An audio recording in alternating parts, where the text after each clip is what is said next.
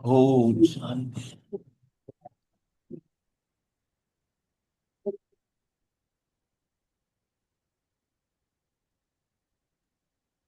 गुरुदेव, ये नए नए आप भक्ति के गीत कैसे बनाते हैं?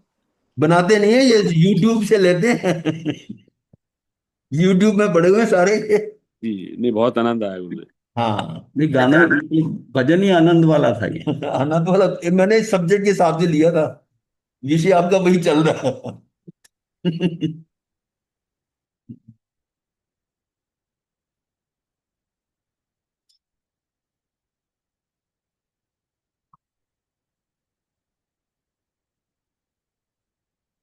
विषय हमारा मूर्तिक अमूर्तिक ज्ञान एवं सुख।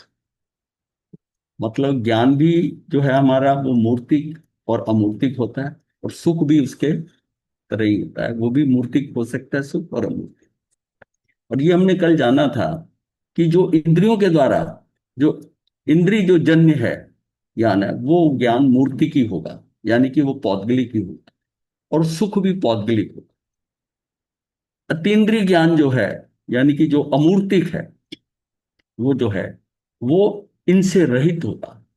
यानी कि उसमें इंद्रियों का गोपन और मन का गोपन, दोनों का गोपन करना पड़ेगा। तब हम अतीन्द्रिय ज्ञान जो है वो पा सकते हैं। और अतीन्द्रिय ज्ञान का आभास जो है उसको अतीन्द्रिय सुख से हो, उसको सुख से हो।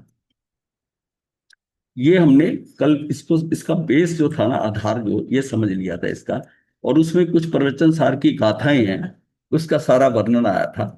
और इसमें एक ये भी बात आई थी कि ये जो ज्ञान इंद्रिय ज्ञान होता है, ये क्रमशः होता है।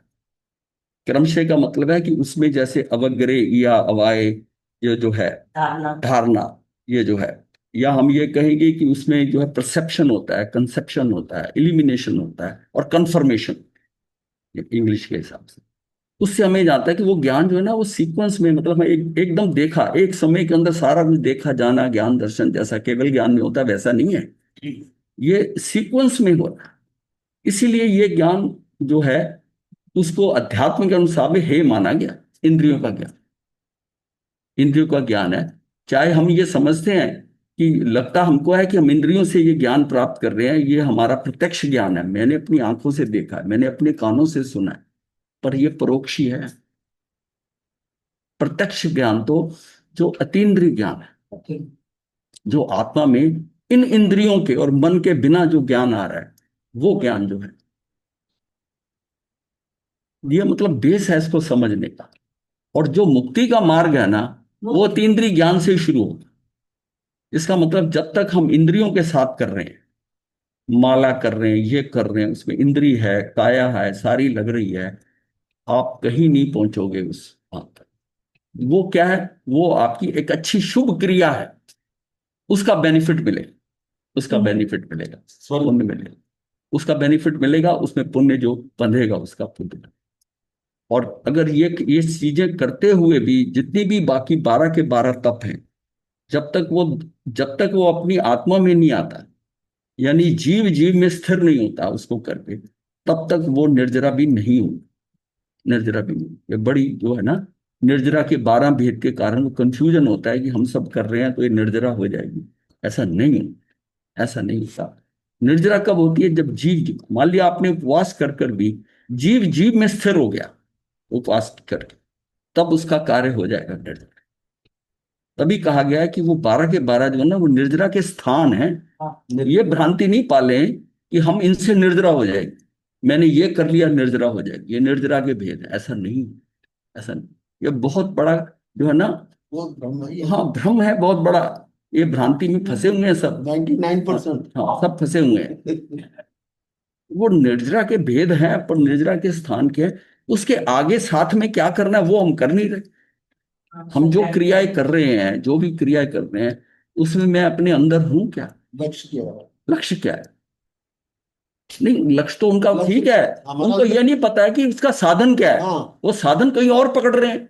वो साधन जो है वो पौद्गलिक साधन पकड़ रहे हैं, शरीर का, काया से ये करना, दूसरे की हेल्प कर देना, ये करना, माला कर रहा हूं, अनापूर्वी कर रहा हूं, सब इंद्रियों का खेल, और इन सबसे खेल रहे हैं। जबकि ये समझ में आ रहा है कि ये सारा अतीन्द्रिय है। मुझे अंदर अंदर झांकना है, अंदर जीव को जीव में स्थिर कर दूं, और कुछ ना जानूं बाहर का, कुछ नहीं पढ़ा, ना ज्ञान ना आगम, इसी से भी काम हो जाएगा, अप्रिय।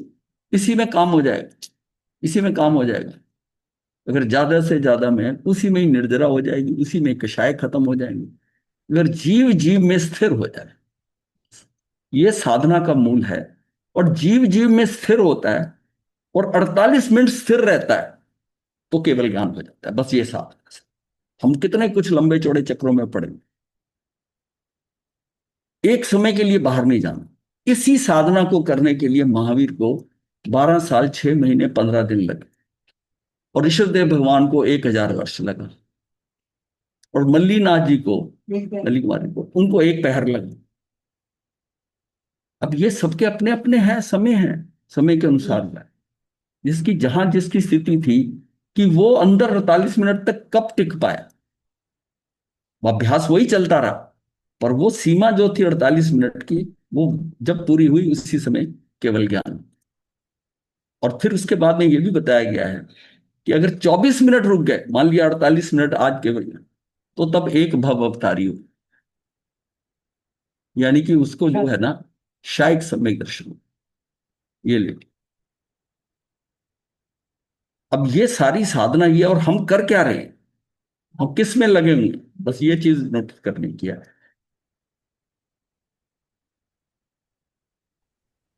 अच्छा, एक कल करते हुए लास्ट में यहां पर हम आए थे ना, तो एक डॉक्टर अमिता का था, वो प्रश्न पूछ रही थी बीच में दिक्कत रहा कि ये था, अतीन्द्रिय ज्ञान 2 प्रकार का होता है, एक तो नित्य कार्य रूप और दूसरा स्वयं अनुभव रूप। मैंने बताया था कि अतीन्द्रिय ज्ञान जो होता है ये 2 तरह का होता है। एक छद्मस्त का हो सकता है, जो हम कह रहे हैं छद्मस्त का, और एक केवली का है। केवली का जो है वो नित्य कार्य रूप है। उसका जो केवली का जो है अतीन्द्रिय ज्ञान जो है, उसका तो सदा ही अतीन्द्रिय ज्ञान रहता है, वो तो सुख में रहता है सदा। उसका जो है नित्य कार्य रूप है, वो तो कार्य हो रहा है उसका। और जो दूसरा छद्मस का है ना, वो अनुभव रूप है। कुछ देर के लिए उसको ऐसा अतीन्द्रिय ज्ञान और सुख मिल गया, इसी से उसको क्या है कि सम्यक दर्शन होगा। ये स्वयं अनुभव रूप है, ये मुझे उस समय अनुभव आता है।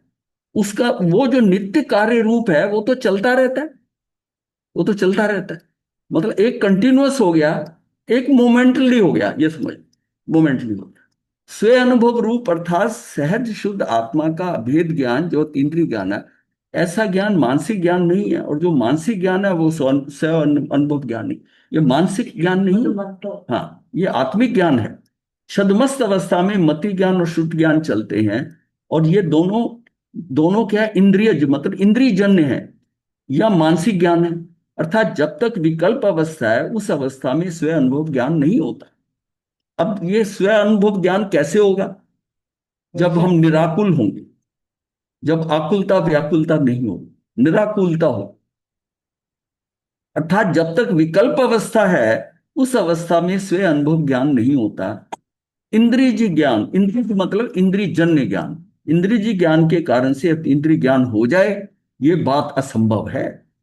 इसलिए मानना होगा कि केवल ज्ञान अथवा अतीन्द्रिय ज्ञान की उत्पत्ति का कारण कोई ना कोई अतीन्द्रिय ज्ञान ही है। उसको कुछ ना कुछ, ये कोई ना कोई मतलब कुछ उसको अतीन्द्रिय ज्ञान हुआ है उस समय। और वो उसको अतीन्द्रिय सुख से पता चलेगा कि वैसा सुख, मतलब उस समय जो स्वयं अनुभव में आएगा। तो अनुभव क्या आता है, अनुभव तो ज्ञान से ही आ रहा है, पर मुझे कैसे पता चलेगा, उसमें सुख पैदा हो, ऐसा सुख पैदा होगा जो आज तक मैंने नहीं लिया, जो मैंने कभी फील नहीं किया। उस सुख से मुझे पता चलेगा कि ये बिल्कुल डिफरेंट सुख है, ये सुख। तो ये क्या है कि दूसरी बात यह है कि जो मति ज्ञान के बारे में कहा गया, ये इंद्रिय और मन के निमित्त से पैदा होता है।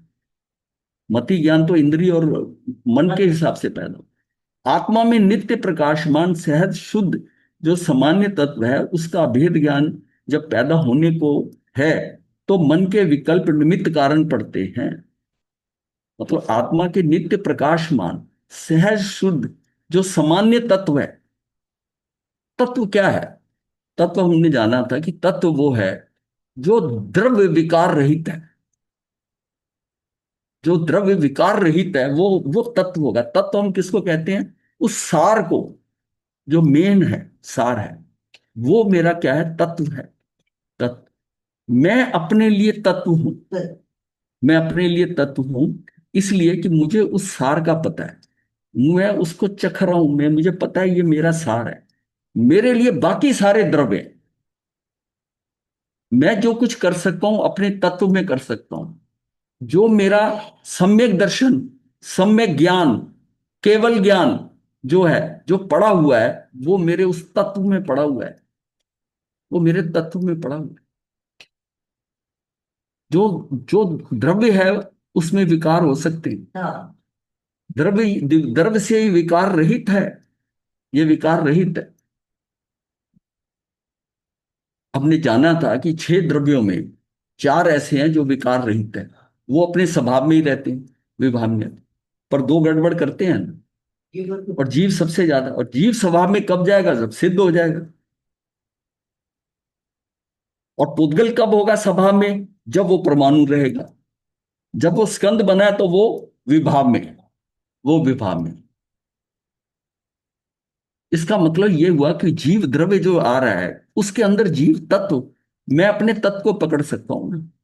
विकार नहीं है भाई। केला, केला जो है, केले के आपने छिलका उतार के बीच का सफेद पोर्शन खाया ना, वो उसका तत्व है। जब हम कहते हैं कि मैंने केला खाया, इसका मतलब है कि मैंने छिलका भी खा लिया क्या? आम का रस है, आम के अंदर गुठली भी है, आम के अंदर छिलका भी है। वो सारा जो छिलका और गुठली है, वो हटा के जो उसका बीच का गूदा है यानी पल्प है मैंगो का, हम वो स्वाद लेते हैं ना। वो सार लेते हैं ना। चाहे काट के खाएं या चूस के खाएं, लेकिन लेना तो वो सार है ना। जो गूदा उसके अंदर है वो सार लेना है ना। वो उसका सार है। पर कहते क्या है? आम खाया है। आम सारा क्या है? आम तो एक द्रव्य है। तो तत्व क्या है उसमें अंदर? तत्व वो है जो उसका पल्प है। असली स्वाद तत्व का है, जो स्वाद देगा कि खट्टा है कि मीठा है, ये कौन सी क्वालिटी का है, वो तत्व सार। तो इससे ये समझ अब आ जाता है कि ये सारा क्या है। हम तत्व तत्व को समझ जाएंगे जिससे कि ये तत्व है क्या। इसके बिना हमें समझ नहीं आती चीज। याद कर लेंगे चाहे। तो यहां थे हम। आत्मा में नित्य प्रकाशमान सहज शुद्ध जो सामान्य तत्व है। सामान्य तत्व मतलब वो सामान्य, वो बदलने वाला नहीं है। मान तत्व है। उसका अभेद ज्ञान जब पैदा होने को है तो मन के विकल्प निमित्त कारण पड़ते हैं। और जब उस विकल्प ज्ञान के अनंतर निर्विकल्प अवस्था आती है, क्या है कि हमारा जो कुछ सोचते हैं तो हमारा मन जो है ना कहीं चला जाता है और विकल्प आ जाता है।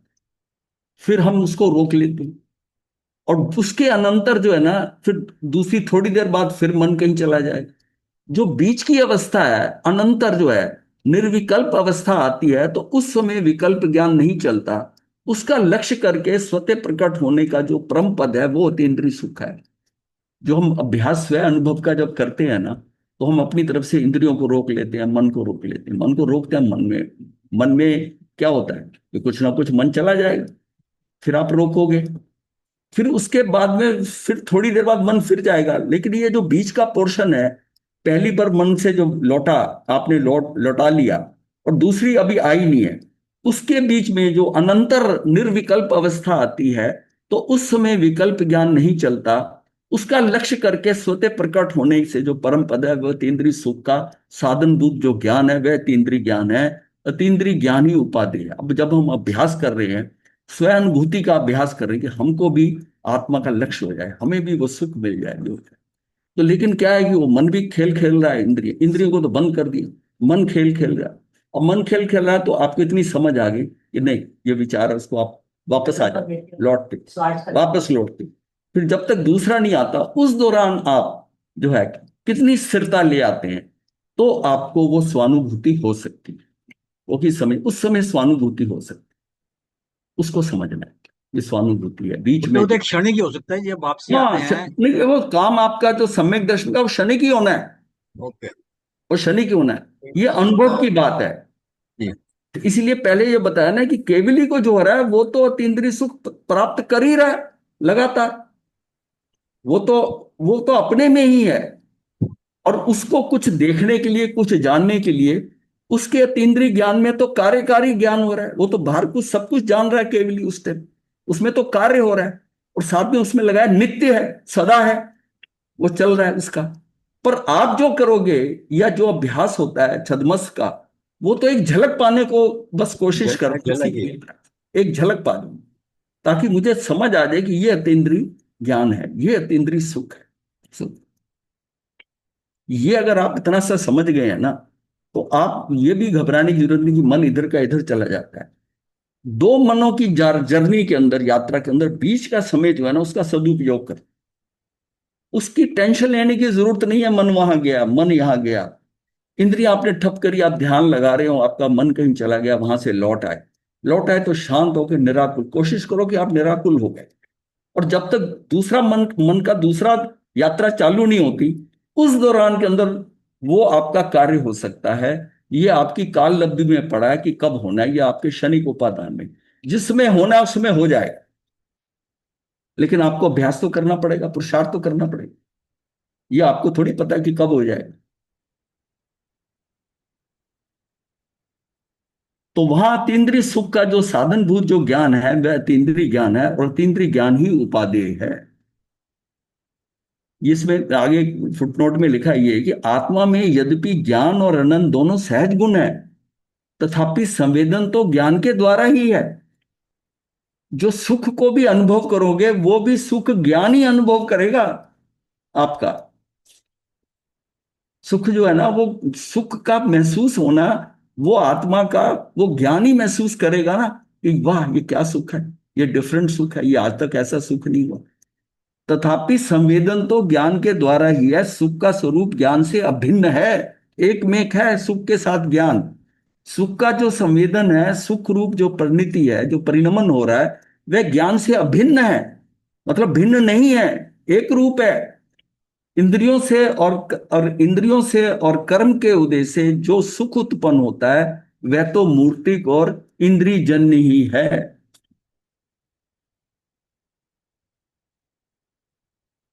अब नेक्स्ट हम चलते हैं इस पे कि अतीन्द्रिय ज्ञान में अमूर्त और प्रच्छन्नों का ज्ञातृत्व। जो ज्ञान देखने वाले मनुष्य के ज्ञान में तरंग रूप जो ज्ञान है, ये क्या है? तरंग रूप ज्ञान। वह अमूर्ति को भी जानता है, वह अमूर्ति को भी जानता है, इसका मतलब है कि वो मूर्ति को भी जानता है। जो केवली है, ये नहीं है कि वो मूर्तिक आत्मा की जानता, उसके सामने जो चीज आ रही उसको भी तो जानता है ना। जो तीन्द्रिय ज्ञान है, वो आत्मा के स्तर पे भी तो जानता है, जो सामने पौद्गलिक आ रहा है उसको भी तो जानता है ना, ये कौन है। तो इसलिए लगाया है कि अमूर्तिक को भी जानता है। षट द्रव्य में लोक के 5 द्रव्य अमूर्त हैं, वो इन अमूर्त को भी जानता है।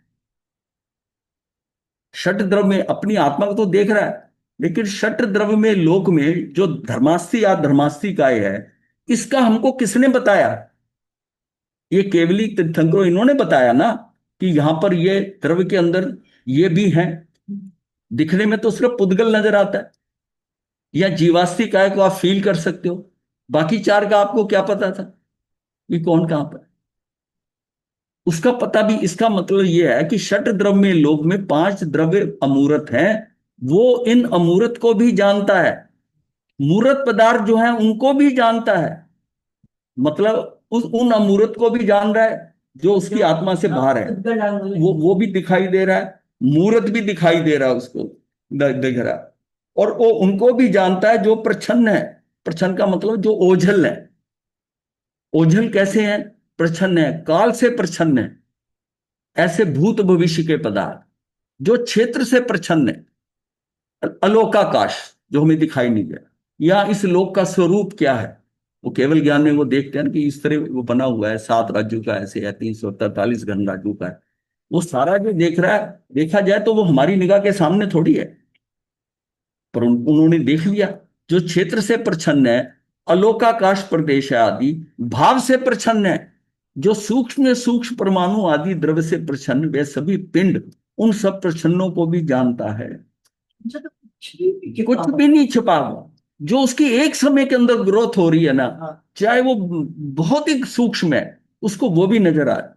जैसे हमने कल बच्चे की एग्जांपल ली, तो अपने द्रव्य में आने वाली या पर द्रव्य में आने वाली जो और भी चीजें हैं, विभाव, अशुद्ध अवस्था, इन सबको भी जानता है। इसका ऐसा विचार आया, इसका ऐसा, इसका दोष इसमें, इन्होंने, इन सब ने जो बैठे हुए हैं साधु साध्वी, इन्होंने निदान कर लिया है, अशुद्ध हो गया। वो व्यवस्था वैसा भी जानता है।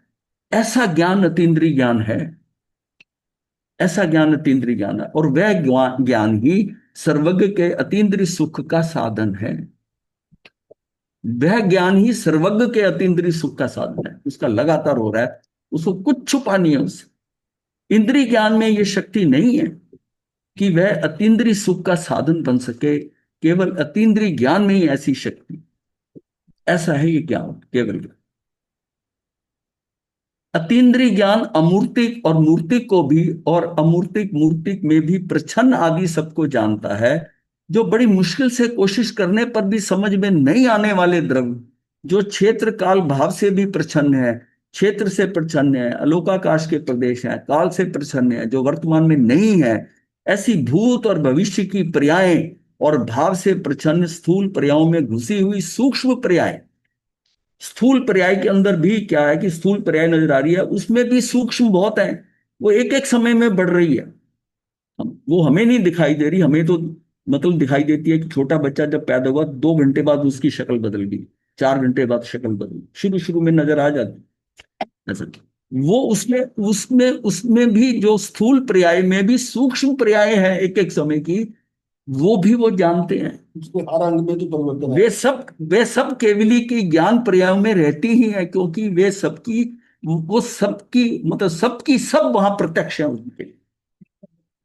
भाव से प्रच्छन्न स्थूल पर्यायों में घुसी हुई सूक्ष्म पर्याय हैं। जैसे एक बालक 1 महीने में 1 अंगुल बढ़ गया, परंतु वह तो समय समय पर बढ़ रहा होता है, परंतु उसका वह प्रति समय का बढ़ना भाव से प्रच्छन्न है, भाव से ओझल है, हमें समझ नहीं आ रही, उसका वर्णन नहीं किया जा सकता। और 1 महीने भर में उसका 1 अंगुल बढ़ना दिखाई दे पाया, तो इसका वर्णन किया गया है। इसका अर्थ है कि एक मोटी पर्याय में भी प्रति समय सूक्ष्म पर्याय चल रही होती हैं, जिसे हम परिवर्तन कहते हैं। वह सूक्ष्म पर्याय भाव से प्रच्छन्न है। ऐसे सब प्रच्छन्नों को भी जो देख लेते हैं, ऐसे अतीन्द्रिय ज्ञानी जीवों के स्वयं अतीन्द्रिय सुख होता है। अगर ये सारा समझ गया है तो देखा अंदर क्या भाव आएगा, केवल ज्ञान का क्या आनंद आएगा, क्या चीज है, क्या ज्ञान है। गुरुदेव जीव और जीव को एक साथ जानते हैं एक समय में, हाँ ये कह सकते जीव जीव और जीव को एक साथ एक समय जानते हैं। हाँ, सारा, क्योंकि एक समय का टाइम है ना, अगले समय हाँ जी, सीन बदल रहा है। सीन बदल रहा है। इसका मतलब उसमें जैसे हम जो है एक समय के अंदर दर्शन और एक दूसरे समय में ज्ञान हो रहा है, हमारा दर्शन और ज्ञान सीक्वेंस में हो रहा है। सीक्वेंस में पहले हम उसको जान रहे हैं, फिर उसका, पहले देख रहे हैं और फिर जान रहे हैं, फिर जान रहे हैं। उनके लिए तो एक समय में सारा संसार बदल रहा है, सारी पिक्चर बदल रही है ऊपर से नीचे तक, एक एक चीज बदल गई। जो जीव नर्क में बैठे थे कितने, वो इस समय के अंदर निकलकर बाहर आ गए, कहाँ कहाँ जहां जहां पहुंच गए, वो भी उसका आभास हो गया। और जो ऊपर से नीचे गए वो भी आभास हो गया। ये पूरी लोक की पिक्चर जो है, एक समय की स्टिल पिक्चर देखोगे, दूसरे समय की देखोगे, तो सब मूव हो गए, पास्ट भी है फ्यूचर सडन भी, मूव हो गए, उनको पास्ट मूव। भी फ्यूचर हाँ, भी। वो यहाँ का जीव वहां पहुंच गया, और एक समय इतना छोटा है कि उसको जाता हुआ दिखाई नहीं देगा, यहाँ है और वहां है। एक समय इतना सूक्ष्म Too much. है। ऐसे सब प्रश्नों को जो भी देख लेते हैं, ऐसे अतीन्द्रिय ज्ञानी जीवों के समय स्वयं अतीन्द्रिय सुख होता है। ये भाव आता है कि ये क्या ज्ञान है, अतीन्द्रिय अतीन्द्रिय ज्ञान। हम ये सिर्फ मन में ही आए कि ये इंद्रिय ज्ञान हमें फंसा रही हैं, जो हमने बड़ी मेहनत से प्राप्त की है, पांचों की पांचों, फिर उसके बाद मन प्राप्त किया, फिर इस पोजीशन पे पहुंच गए इनको लेकर। अब इनका अगर हम इस्तेमाल सही नहीं करते तो ये हमको फंसा देंगे। जहां से ये पाई है ना, जहां से पाई और बढ़कर वहां तक पहुंचा सकती है, एकेंद्रीय तक पहुंचा सकती है हमको, एकेंद्रिय। इसका मतलब इन इंद्रियों का, इस मन का बहुत सही उपयोग करना पड़ेगा। अपनी साधना के लिए ही करना है जो करना, इसका उपयोग है। इसका जो उपयोग हम कर रहे हैं, कि इससे इस ये आंखें में मिली है, इससे कोई वो बुर्ज खलीफा देख के आए, कोई ट्विन टावर देख के आए, कुछ घूम के आए, कोई नॉवल पढ़े, कोई ये पढ़े। ये ज्ञान जो है, इसकी बजाय अगर हम अपने अंदर रुक जाएं या पढ़ें तो आगम पढ़ें, वो इंद्रियों का सदुपयोग कर कर अपने आप की आत्मा को अपग्रेड कर ले। ये इस इंद्रियों से ही होगा।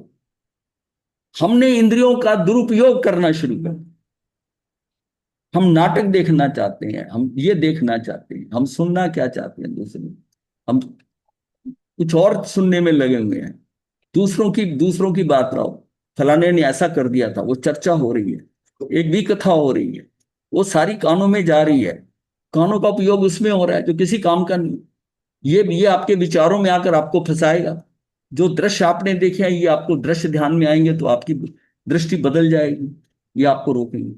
आप तो बेयर मिनिमम जो आपके काम की है ना, ये बेयर मिनिमम 5 इंद्रियों को इस्तेमाल करें कि भाई भोजन में वो रोटी का टुकड़ा तोड़ना है ना, तब आंख खुली है। खा चबाते हुए आपकी आंख जो है चाहे तो बंद कर लो, क्या फर्क पड़ता। इनका जितना सदुपयोग कर लेंगे, इनका दुरुपयोग कर रहे हैं। मन जो है ना, हंसी मजाक ये ठट्ठा, ये मन मतलब आनंदित हो रहे हैं, क्या चुटकुला सुनाया, क्या ये सुनाया। अब जो आनंद इसको पढ़कर समझ कर आएगा कि केवली का केवल ज्ञान में क्या उसकी सीमा होती है, वो आनंद आ रहा है या चुटकुला सुन के, बीरबल के लतीफे सुन के आए। टेम्परेरी है ना। नहीं, वो सारा क्रिएटेड होता है। ये आपके ये सारा ये समझना पड़ेगा कि हम अपनी इंद्रियों का दुरुपयोग कर रहे हैं एक्चुअली। ये शरीर जो मिला है ना, ये साधना के लिए, ये मुक्ति के लिए इंद्रियां ही हमें हेल्प करेंगी। क्योंकि ये कान, सुनने के कान पचेंद्री को जब मिले हैं तो अच्छा श्रवण करेगा, जानेगा, मतलब कहीं पर स्वाध्याय करे आएगा, करेगा, कराएगा। ये सारी इंद्रियां इतनी सक्षम है कि ये सदुपयोग करने के लिए। और हमने इसका कहा है, हमने समझ लिया कि जो अपने प्लेजर माइंडेड हो गए, ये हमें सुख देता है, ये दृश्य देखने जाए, घूमने जाए, यहां जाए। ये नहीं समझते कि जहां घूमने जाएंगे, देखने जाएंगे, उसमें जो पैसा खर्च होगा, वो उसको कमाने में कितना पाप किया है। और अब वो जो देख के आए हो और फिर दूसरों को आगे बताते हो, हमने इतना देखा, तू भी जाके देख के आ, उसको भी भेजो। और क्या कितना हम फंस रहे हैं, फंस रहे हैं। सारा एक केंद्रीय देखते हैं, एक केंद्रीय मतलब ये सारा ये जो हमारे पास उपलब्धि है, ये इंद्रियां जो मिल गई है ना, और मनुष्य भव मिल गया, ये ज्ञान मिल गया, सब कुछ हमें मिल गया, मन है हमारे पास साहब, इसका सदुपयोग करना है, हम नहीं कर रहे, इसका यूटिलाइजेशन हम नहीं कर रहे।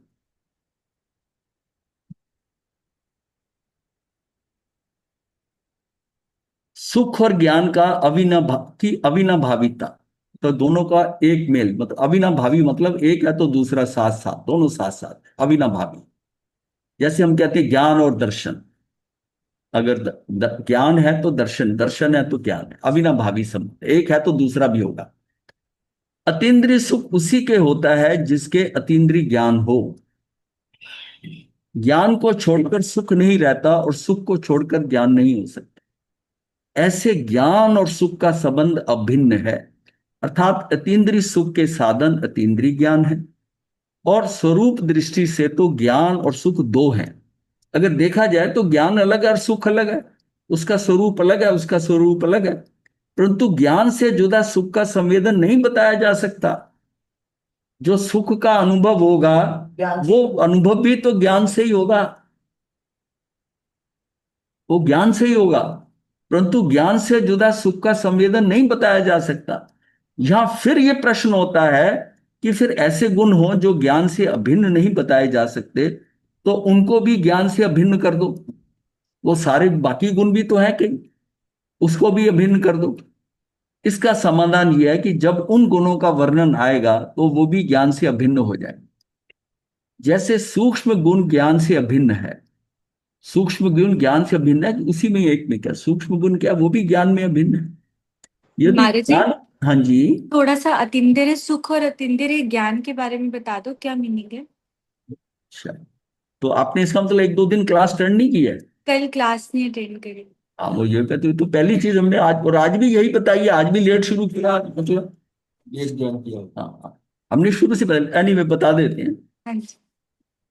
इंद्रिय ज्ञान जो है, जो आपकी इंद्रियों के द्वारा आपको ज्ञान हो रहा है, पांचों की पांचों इंद्रियां, और मन के द्वारा, जब इंद्रियां नहीं इस्तेमाल करें तो मन से भी हो रहा है, मन भी पौद्गलिक है। ये सारा ज्ञान पौद्गलिक हो रहा है, पौद्गलिक हो रहा है। ये आपको, जिसमें ये आप इंद्रियों को हटाकर, यानी कि जैसे आप ध्यान साधना में बैठते हैं, सारी इंद्रियों को आप गोपन कर देते हैं, ठप कर देते हैं। और मन का भी कोशिश पूरी होती है कि मन भी जो है चलित ना हो, मन भी इधर उधर ना भागे, ये कोशिश होती है। तो उसमें जो अंदर सुख मिलता है, जिसमें हम ऐसा कर पाए और ऐसी स्थिति आ जाए, तो हमें वो जो ज्ञान होता है वो अतीन्द्रिय ज्ञान होता है। यानी इंद्रियां और मन से रहित जो ज्ञान हो रहा है, वो ज्ञान मेरा आत्मा का अतीन्द्रिय ज्ञान है। और अतीन्द्रिय ज्ञान के साथ अतीन्द्रिय सुख है, सुख है। अतीन्द्रिय ज्ञान के साथ ही अतीन्द्रिय सुख है। और वही हम पढ़ रहे हैं कि दोनों की अविनाभाविता है, एक होगा तो दूसरा होगा, दूसरा अच्छा। हो, दूसरा हो, हाँ ये जी। ज्ञान। मतलब हम जो बाहर चीजें देखकर, वो जो हमारे उन उन ज्ञेयों को देखकर जो जानने योग हम समझते हैं, उसको अब क्या डाल अपने अंदर डाल रहे हैं। वो जब डाल रहे हैं तो वो ज्ञान, पौद्गलिक इंद्रियां देख रही हैं, वो ज्ञान भी, वो जो देख रहे हैं जो मूर्त है वो भी पुद्गल है। पुद्गल को पौद्गलिक इंद्रियां देखकर और उस ज्ञान के जो अंदर फेंक रहे हैं, आत्मा के आत्म प्रदेशों पे जो उस ज्ञान को, वो भी पौद्गलिक हो गया समझ। तो ये जो पौद्गलिक है ना, ये इसको हम कहते हैं ये मूर्त। पुद्गल का मतलब मूर्त है, ये मूर्तिक ज्ञान है। और जब इनके बिना, पांचों इंद्रियां और मन के बिना जो ज्ञान आता है, जो उसके अंदर, जो उसका अपना है, जो तरंगित ज्ञान है उसके अंदर है, वो तरंगों से आता है। ये हम किसी वस्तु को देखकर उसकी पिक्चर ले रहे हैं, चित्र ले रहे हैं। एक ज्ञान जो है, जो हमको उसका पता नहीं है, वो तरंगों से होता है। जो एक समय में श्लोक में तरंगा, वो मुझे तरंगों से प्राप्त होता है। वो तरंगित ज्ञान जो है वो मेरा क्या है, वो मेरा ज्ञान जो है वो अतीन्द्रिय ज्ञान है। अत्यंत ज्ञान है। हाँ उसमें सुख भी अतीन्द्रिय सुख होगा। वो ज्ञान वन टाइम है। पांचों इंद्रिय का ज्ञान सीक्वेंस में है। पहले एक इंद्रिय का होगा, फिर दूसरे समय में दूसरी इंद्रिय का, फिर तीसरी इंद्रिय का, चार का। हाँ, जैसे आप बताए थे एग्जाम्पल कि आप कोई सख्त लड्डू खा रहे हैं, पीले रंग का लड्डू है, हार्ड है, तो उसको खाते हुए जैसे ही उसको देखा रंग पीला है, जबान पे गया तो मीठा है, मीठा है। और फिर उसके बाद में उसकी सुगंध भी अच्छी आ रही है, उसको देखा भी हमने वैसे ही है। और अब वो जब जोर से दबाया तो आवाज भी हुई, ये लगा कि थोड़ा कड़ा है, सख्त है। ये पांचों का जो ज्ञान हो रहा है अंदर, जो हमें लगता है कि एक ही बार में हुआ है, ये एक एक समय में एक एक इंद्री काम करती है, क्योंकि वो एक एट ए टाइम एक को हैंडल कर सकते हैं। हम्म। हम्म। तो वो हमें सीक्वेंस में मिल रहा है। लेकिन जो अतीन्द्रिय ज्ञान होता है, वो वहां से, वो अलग अलग इंद्रियों से नहीं आ रहा, वो एक समय में हो रहा है। वो पांचों की पांचों चीजें एक समय में मिलेंगी जब भी मिलेंगी। और ये भी जरूरी नहीं कि वो आपके सामने हो, क्योंकि वो तो आत्मा के स्तर के ऊपर। ये भी देखा ना कि वो जो द्रव्य क्षेत्र काल, मतलब जो प्रच्छन्न है, जो छुपा हुआ है, भाव से भी है, काल से भी है, क्षेत्र से भी, आपके सामने भी नहीं है, तब भी आपको वो दिखाई दे रहा है। जो वर्तमान में भी नहीं है, एक तो वर्तमान का दिखाई दे रहा है आपकी आंखों के सामने है, एक है वर्तमान में भी नहीं है, भूत का या भविष्य का, वो भी दिखाई दे रहा है। वो सारा उसमें एक समय के अंदर आ जाए। अब उसकी, उसका उसका मतलब फील करिए कि वो केवल ज्ञान क्या हो। जिस बच्चे की ग्रोथ को हमने बताया कि 1 अंगुल होती है, वो एक एक समय में कितनी ग्रोथ हो रही है वो उसको भी जानता है, उसको भी जानता है। समझ में आ गया। थैंक यू महाराज जी। हाँ जी। तो ऐसे ज्ञान और सुख का संबंध अभिन्न है, अर्थात अतीन्द्रिय सुख का साधन अतीन्द्रिय ज्ञान है। अतीन्द्रिय सुख हमें मिलेगा कब, जबकि वो हमें अतीन्द्रिय ज्ञान है। स्वरूप दृष्टि से तो ज्ञान और सुख दो हैं, परंतु ज्ञान से जुदा सुख का संवेदन नहीं बताया जा सकता। सुख का संवेदन कौन बताएगा, ज्ञान ही बताएगा। परंतु ज्ञान से जुदा सुख का संवेदन नहीं बताया जा सकता। या फिर यह प्रश्न होता है कि और ऐसे गुण हों जो ज्ञान से अभिन्न नहीं बताए जा सकते, तो उनको भी ज्ञान से अभिन्न कर दो, वो भी अभी बता दो। तो उसका समाधान ये है कि जब उन गुणों का वर्णन आएगा तो वे भी ज्ञान से अभिन्न ही हो जाएंगे। जैसा सूक्ष्म गुण ज्ञान से अभिन्न है, यदि ज्ञान के स्वरूप निर्माण में से सूक्ष्म गुण निकाल दो तो उसका सूक्ष्मपना मिट जाना चाहिए। अगर सूक्ष्म गुण हटा दिया आपने, वह स्थूल हो जाना चाहिए, परंतु ज्ञान स्थूल तो नहीं हो जाता। इसलिए सभी गुणों को देखो जो आत्मा में भरे हुए हैं, वह सब अपना भिन्न भिन्न लक्षण सत्ता के लिए हुए होते हैं, परंतु वो ज्ञान से भिन्न नहीं है, क्योंकि ज्ञान में तो सारा कुछ आ रहा है। लेकिन वो जैसे कहते हैं ना कि वो उनका टाइम तब आएगा जब उस चीज का, उसमें से उस चीज को बताना है। वो शक्तियां जो हैं, वो गुण हैं, वो पड़े हुए हैं उसके अंदर है, उसके साथ में। वो आगे इसकी डिटेल भी समझ आएगी। इस विषय को बड़े ध्यान से लेना, ये मतलब इतना सिंपल नहीं है। और ये एक बार अच्छी तरह समझ में आ गया ना, पूरी क्लैरिटी हो जाए। वे सब अपना अपना भिन्न लक्षण सत्ता के लिए होते हैं, परंतु वे ज्ञान से भिन्न नहीं है। आत्मा की शक्तियों को बताया जा रहा है कि वह सब गुण उस आत्मा द्रव्य से भिन्न नहीं है, द्रव्य की सत्ता में ही है, इसलिए सब अभिन्न है। जैसे हम ये कहते हैं कि आत्मा में अनंत शक्तियां, जिसमें से अभी तक 47 शक्तियों को हमने नाम दिया है। उन शक्तियों का वो ज्ञान के अंदर है ना, अब वो शक्तियां हैं उसमें, उसके कारण उसकी एग्जीक्यूशन हो रहा है। जैसे हम बचपन में, हमें अगर हाथी नहीं दिखाया होता तो चिड़ियाघर में जाते हम कहते ये कौन है, लेकिन बच्चे को वो छोटे छोटे टॉयज दिखाए गए, ये हाथी है, ये शेर है, वो डाटा चला गया ना, अब उसको दिखाई दे रहा है।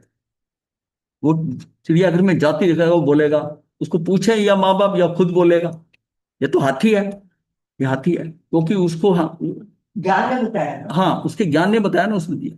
अब वो जो शक्तियां पड़ी हैं, उस सिचुएशन जब आती है, कौन सी किस समय काम करनी है, वो अपने आप ज्ञान के साथ ही पड़ी। उनको अभी सारा बताकर झमेला करने की बजाय, वो जिसमें वो उसकी जरूरत पड़ेगी उस शक्ति की, तब बताया जाएगा कि ये ज्ञान, वो डाटा क्या है, वो ज्ञान के अंदर वो सारी शक्तियां ज्ञान की हैं। ज्ञान को कब किसकी कब जरूरत पड़ेगी, वो उसको इस्तेमाल करेगा। स्टोर में सब पड़ गया। वो एक्चुअल वो ज्ञान की रिक्वायरमेंट है, उनको ज्ञान का नहीं कुछ चक्कर, ज्ञान को उनसे है, ज्ञान को उनसे है उस समय। आगे आगे और क्लियर हो जाएगा। वह सब गुण इस आत्म द्रव्य से भिन्न नहीं है, द्रव्य सत्ता में ही है, इसलिए सब अभिन्न है। अध्यात्म मोक्ष मार्ग, प्रारंभिक दिशा में मोक्ष को समझाने के लिए भेद दृष्टि से वर्णन होता है, और समझ चुकने के बाद अभेद दृष्टि से वर्णन होता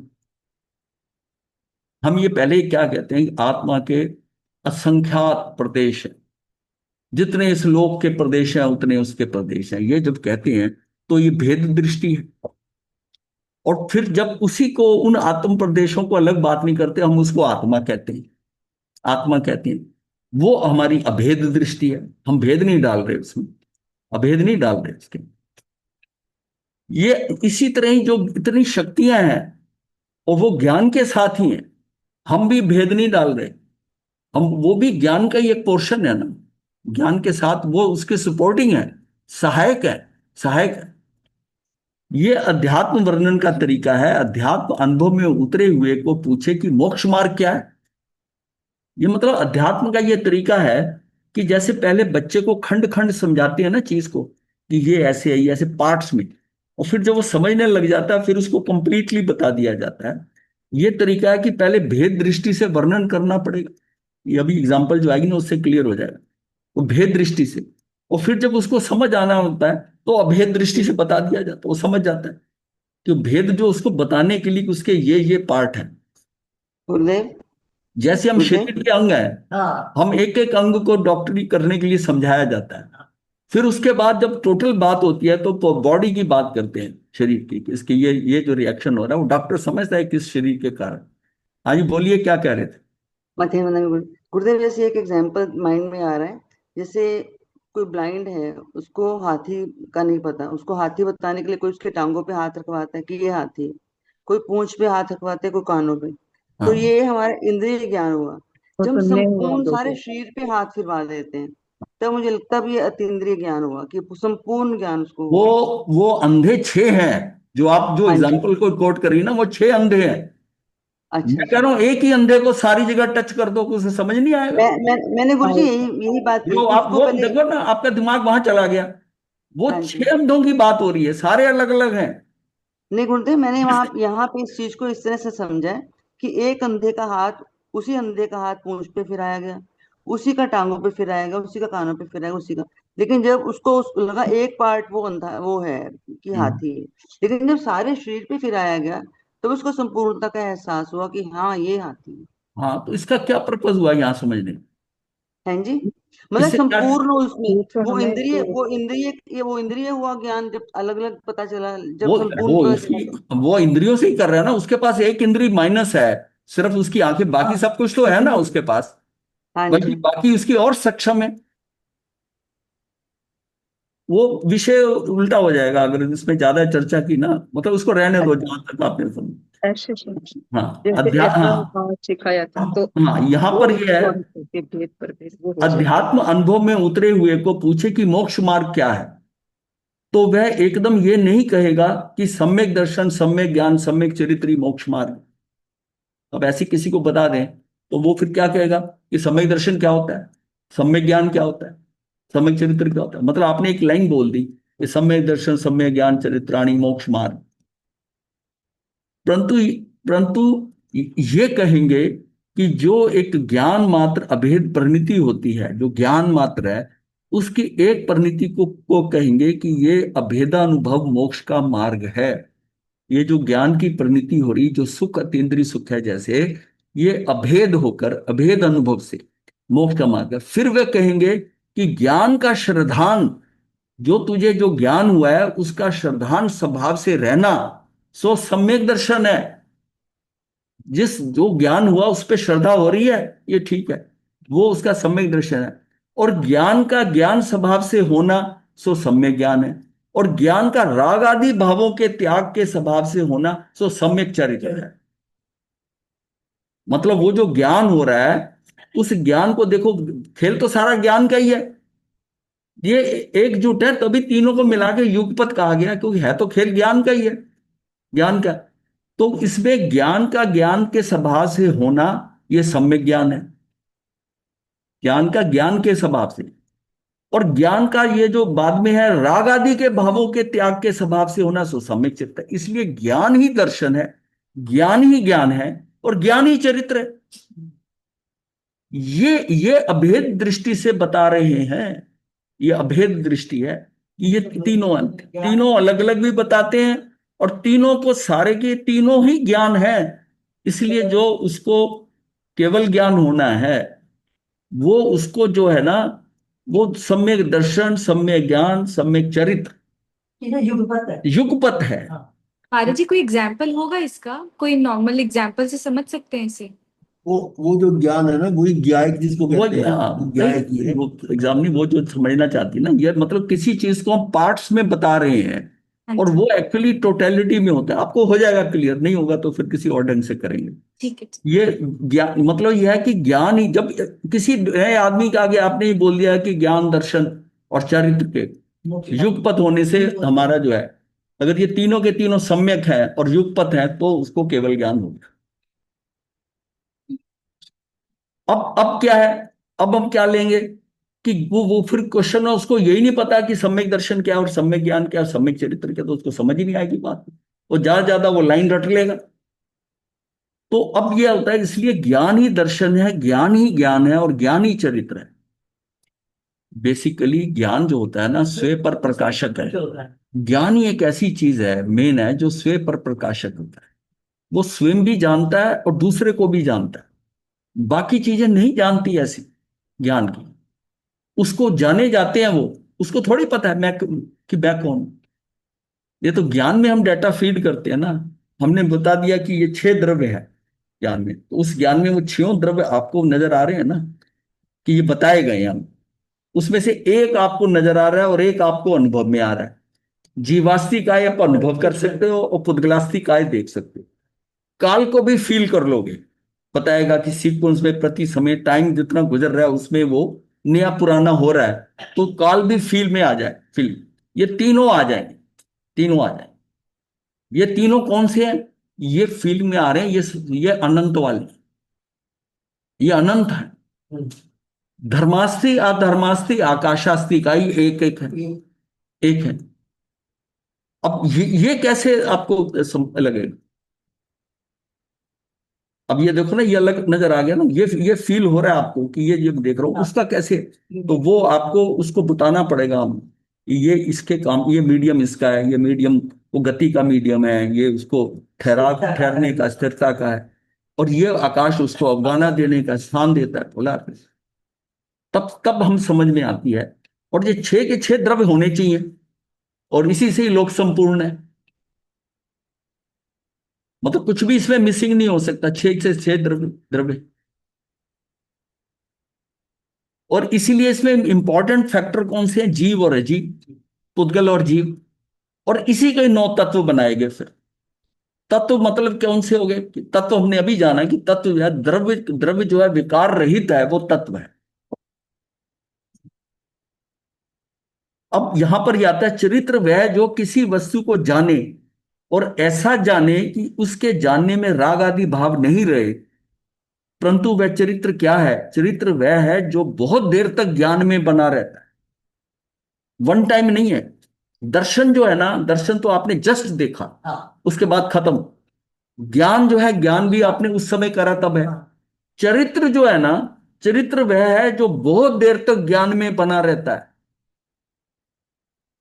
चरित्र एक एक टाइम नहीं होता, चरित्र जो है वो कंटिन्यूअस होता है, वो क्रिया होती है, वो क्रिया होती है जो बहुत देर तक ज्ञान में बना रहे। दर्शन क्या है? ज्ञान का ज्ञान रूप बना रहना, इसके विपरीत श्रद्धा ना लाना, इसी को दर्शन का। भाई दर्शन क्या है? वो भी ज्ञान है ना, ज्ञान का ज्ञान रूप बना रहना, और इससे विपरीत श्रद्धा ना लाना। जो आप देख रहे हो, जान रहे हो, उसको सही समझ रहे हो, श्रद्धा ना लाना, इसी को दर्शन का है। तो वो भी ज्ञान ही है, तो वो भी ज्ञान ही ना।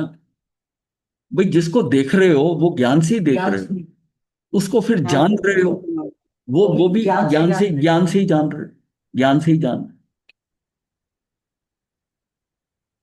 तो ज्ञान का ज्ञान रूप से बना रहना, ये सामान्यता अनुभव किया है, यही दर्शन हुआ।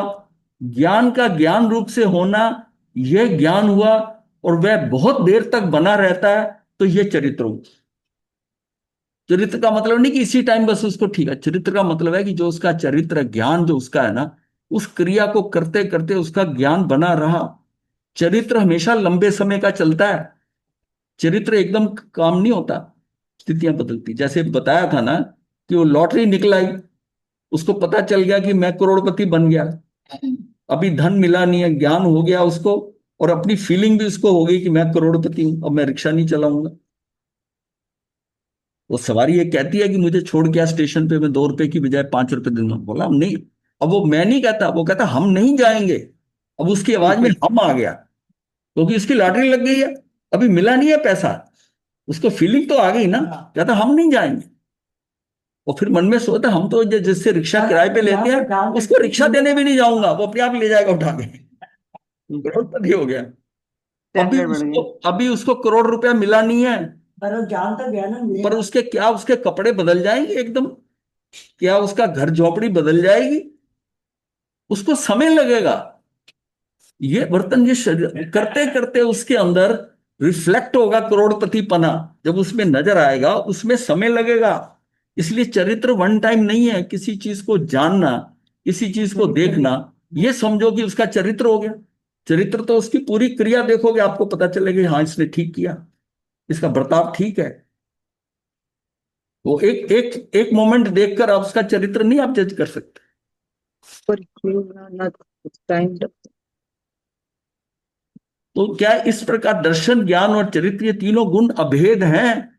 अब ये प्रश्न होता है कि ज्ञान में यदि अनंत गुण आ गए तो ज्ञान द्रव्य हो जाएगा। अब क्वेश्चन कर दिया उसने कि बाकी शक्तियां, बाकी गुण है, गुणों का समूह क्या होता है? द्रव्य होता है।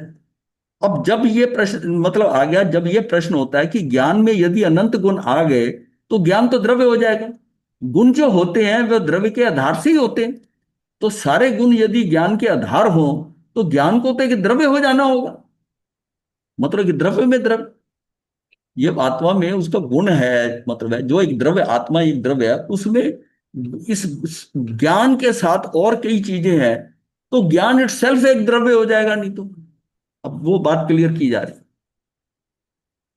तो सारे गुण यदि ज्ञान के आधार हो तो ज्ञान को तो एक द्रव्य हो जाना होगा, हो जाना होगा, मतलब हम उसको वो कहेंगे कि तो द्रव्य हो गया।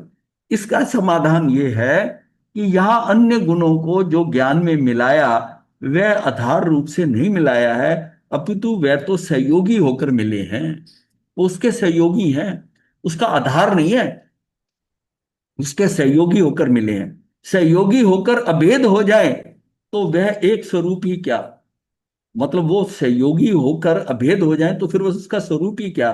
ज्ञान में से सब गुण निकाल दो तो फिर उनके निकलने से ज्ञान में विपरीतता या उल्टापन आ जाना चाहिए। आगे चलेंगे, फिर उस ज्ञान का स्वरूप क्या रह जाएगा ये सोचना होगा। आत्मा को देखो जो ज्ञान में ही है। अब ये ज्ञान कितने में है, यानी कि वो कितने प्रकार, कितने में है का मतलब है अर्थात कितने प्रकार का है। ज्ञान सूक्ष्म भी है, ज्ञान परिणमता है, इसलिए अगुरु लघु भी है, ज्ञान अमूर्तिक भी है, ज्ञान स्थिर भी है। ये एक ना अमूर्तत्व भी एक इसकी शक्ति है, अमूर्तत्व ये, हाँ नहीं अगुरु लघु तो 17वीं है, वो तो 17वीं शक्ति, ये भी एक शक्ति होती है, अमूर्तत्व होती है, ये शायद 20वीं ऐसी कुछ है। ये है ज्ञान स्थिर भी है। यदि ये गुण सहयोगी होकर एक दूसरे को ठोस सॉलिड लेने के साधन ना रहे तो उस ज्ञान का कोई अस्तित्व भी नहीं रहेगा। एक दूसरे को सॉलिड लेने के साधन नहीं रहेगा, मतलब क्या, यदि ये गुण सहयोगी होकर एक दूसरे को तो ठोस रूप से लेने के साधन ना रहे एक दूसरे को, तो इस ज्ञान का कोई अस्तित्व भी रहेगा क्या, नहीं रहेगा, नहीं रहेगा। इस तरह ज्ञान में जितने गुण हैं वो अपृथक मतलब इकट्ठे रूप से रहते हैं, अपृथक मतलब इकट्ठे अभिन्नता से रहते हैं, फिर भी एक गुण दूसरे गुण के आधार रूप नहीं है, सहयोगी रूप है। ये बात बताने की जो शक्तियां हैं, अब ये जिन उनको नहीं समझ आएगा जिन्होंने हमारे 47 शक्तियों वाला नहीं विषय किया हुआ, लेकिन जिसने 47 शक्तियां में जितनी शक्तियां हमने की हैं उस शक्तियों से समझ आ रहा है कि वो शक्तियां भी ज्ञान के साथ हैं, बट वो सहयोगी रूप हैं। जब किसी का जब जरूरत जब काम पड़ता है वो उसमें कार्य करती है, वो उसके सहयोग दे रही है, और वो ज्ञान का ही डाटा है, ज्ञान उसी के हिसाब से चल रहा है, उस टाइम वो स्थिति काम करती है। जैसे अब ये बताया है कि अगुरु लघुत्व, मतलब ये क्या है कि इस तरह ज्ञान में जितने गुण हैं वह अपृथक रूप से रहते हैं, फिर भी एक गुण दूसरे गुण का आधार नहीं है, सहयोगी रूप है। सहयोगी रूप से वे सब गुण न्यारे नहीं है, उन सब गुणों का भेद पिंड एक आत्म द्रव्य रूप है और वह आत्मा में है। उस सारे गुणों का अभेद पिंड एक आत्म द्रव्य है, क्योंकि ज्ञानी आत्मा, आत्मा ही ज्ञान, वो सारे आत्मा में ही है ना, और वे आत्मा ज्ञान में है। यदि उसमें एक गुण भी निकाला जाए तो कोई गुण उसमें टिक नहीं सकता। द्रव्य की दृष्टि से देखो तो एक चीज है और वह परिणमती है, परिणमन भी एक है, उसमें परिवर्तन जो हो रहा है एक है, एक समय में एक परिणमन है। ऐसी उस चीज में कल्पना करके गुण ढूंढते हैं। द्रव्य की तरफ से देखते हैं तो ऐसा लगता है कि गुण तो उसमें मानी हुई चीज है। अगर द्रव्य की तरफ से देखते हैं ना तो हमें वो अलग नहीं दिखाई दे रहे, तो उस आत्मा में ये तो हम कहते हैं कि ये गुण तो आपने मान लिए हैं, ये तो मानी हुई चीज है, वो उसी के साथ सहयोगी है, सहयोगी, वो मतलब ज्ञान का ही हिस्सा है, ज्ञान का ही हिस्सा है। अब ज्ञान उनके कारण है, उन्हें ज्ञान की जरूरत नहीं है। यदि गुण की तरफ से देखते हैं तो ऐसा लगता है कि द्रव्य क्या है, भाई गुण की तरफ से देखते हैं उनको द्रव्य तो टोटल मिला के है ना।